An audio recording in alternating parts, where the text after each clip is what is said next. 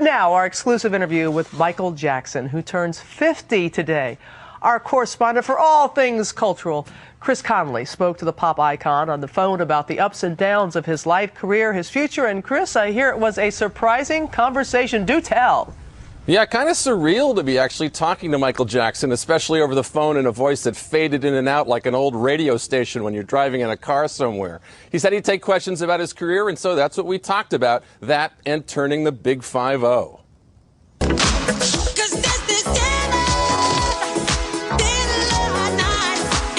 Still one of the biggest stars in the world and one of the most private. On the eve of his 50th birthday, Michael Jackson gave us a rare interview.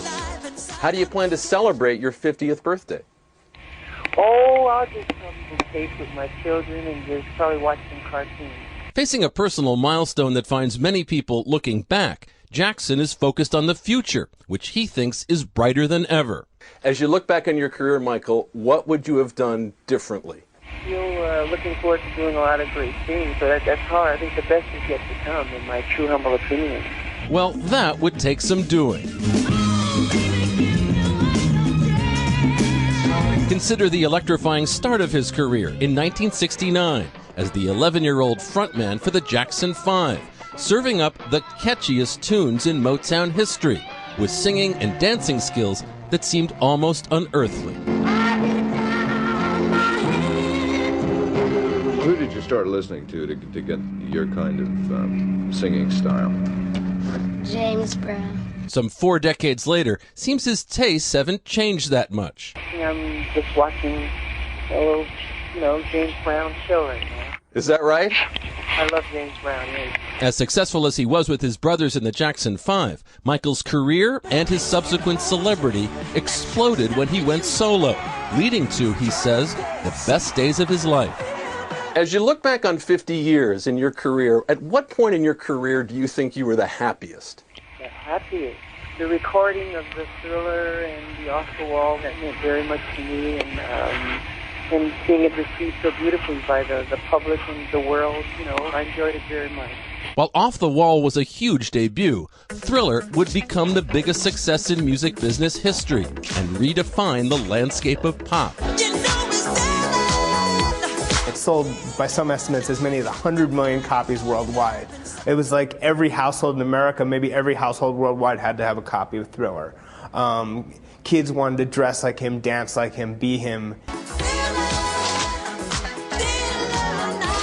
Thriller spawned mega hits like Billie Jean and Beat It, with videos that at MTV and elsewhere kicked down the doors separating black and white artists. By the mid-'80s, Jackson was every inch the Thriller, his every appearance setting off a frenzy of fan adulation, his every performance a jaw-dropping marvel, like when he first busted out the moonwalk. And he might as well have walked out and flown off the stage, because it truly, it's one of those things that isn't hyped up. Even when you watch it now, it's just astonishing. It's one of the greatest televised performances of all time by anyone. Decades later, it's fair to wonder, can Michael Jackson still do all that at the age of 50? Oh, yes, he can, he says. Yes, because I'm expanding a lot of the avenues. People see some of the things I do, and they say, why don't you show this to the world? People don't know you do these things, and maybe I will.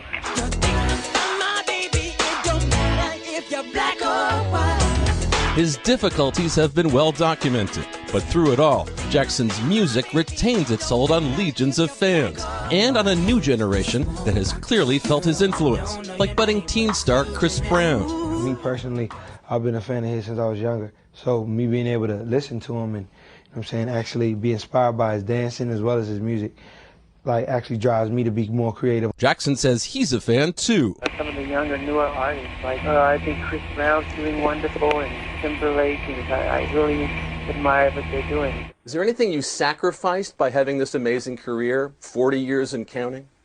A lot of hard work, sacrificing your time and your schedule and your childhood. It's giving up your life for the medium. Jackson says he wants to give his kids the kind of childhood he never had. Would you like them to have the same kind of upbringing you did in terms of getting into show business at an early age? Or do you want to say to them, whoa, take a moment, enjoy your childhood? I'm letting them enjoy their childhood as much as possible. I really do. I let them go to the arcades and get out and see and go to the movies and do things. So I think that comes naturally. You know, I want them to get to do the things I didn't get to do. It must mean a lot to you for your kids to be able to do the kinds of things that you weren't able to do, huh? Yeah, I get pretty emotional when I see them having a wonderful time, or they're on a ride and they're screaming and they're happy and they're running, and it makes me emotional. Still, Jackson remains the most elusive pop star of his time. Elusive enough to have avoided the one organization that seems to track down everyone his age. You know, when most people turn 50, the AARP finds them and sends them an AARP card. Have you gotten an AARP card in the mail? Not that I know of. You never know, they can find you wherever you are. I'm sure he'll be getting a call very soon there, Chris. I know you were able to ask him some other questions that we weren't able to share with people, but you did ask him who he would want to celebrate his birthday with, even people that are no longer with us? Yeah, we asked sort of if you could have anybody here to share this milestone who was not around anymore, who would they be? And he listed 3 names: Fred Astaire, Gene Kelly, and James Brown. 3 huge influences on his life, obviously. Yeah, I knew James Brown was going to be on that list. Hey, Chris, Absolutely. Thanks a lot. Have a good holiday Thank you, weekend. All right, thanks. Starting this Monday, it's the Republicans' turn to make history, and all eyes again turn to Charlie Gibson, Diane Sawyer, and George Stephanopoulos for the Republican convention, starting Monday on ABC, presented with limited commercials by Verizon Wireless.